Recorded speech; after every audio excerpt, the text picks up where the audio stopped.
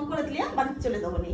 তুমি যেন কোনো কিছু ধরো না, এটা কিন্তু মেলা বড় লোকের বাড়ি, কিন্তু অবশ্যই মারবি। যাবো দিক যা খেলো গা, যাও আমি কামড়ি করে নিই।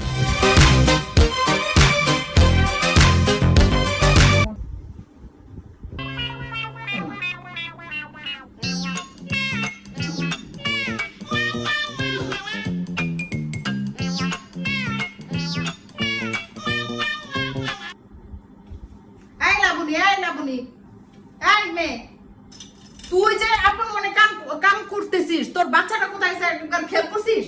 হ্যাঁ, আইসা আমার দামি সোফাতে লাফালাফি করলো, একদম নোংরা বানিয়ে ফেলছে।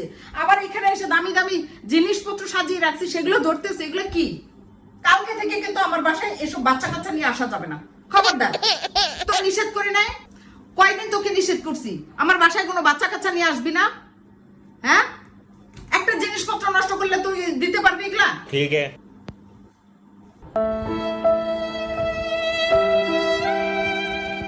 এই তোরা কি কইছিস? হ্যাঁ, তোরা না কইছিস এটা ওটা ধরবো না, এটা হাত দিচ্ছ, ওটা হাত দিচ্ছ, কিসের জন্য হাত দিচ্ছ?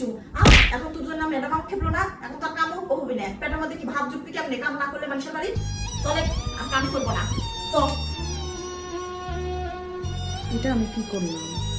বাচ্চাটা খেলতেছে না, আমি একটু ধরবো। এখন তো বুয়া চলে গেছে। হাই হাই, রোজা রমজানের দিন, কালকে থেকে তো সমস্ত কাজ আমার করতে হবে। ঠিক আছে। আমি কি ভুল করে ফেললাম? আল্লাহ, আমি বুয়া পাবো কোথায় এখন? No, no, no, no.